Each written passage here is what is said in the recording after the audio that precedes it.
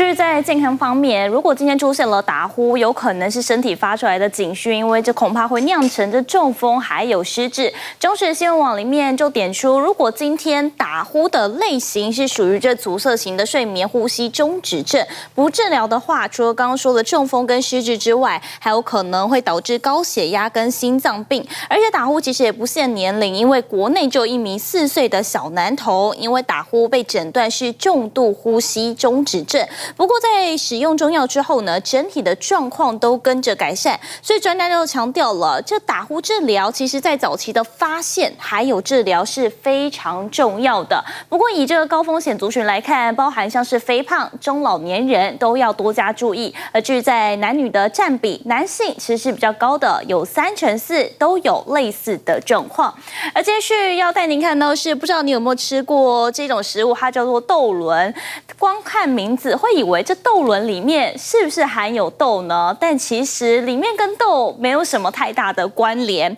就是呢，有一名菜贩廖炯成，他就在脸书上面分享，他说豆轮事实上其实并不是豆制品，因为它主要的原料是小麦面筋加上大豆沙拉油，整体的淀粉含量是非常高的。另外呢，能跟豆稍微扯上关系的，恐怕就只有用到大豆油这一项，甚至说豆轮整体来说热量非常高，还形容它就是这个热量的刺客，因为里面的碳水是高达20克，而且还是油炸物，热量是可以高达500大卡。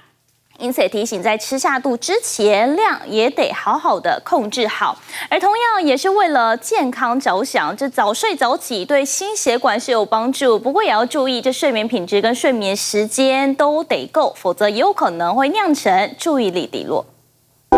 想看最完整的新闻内容，记得下载 TVBS 新闻网 APP。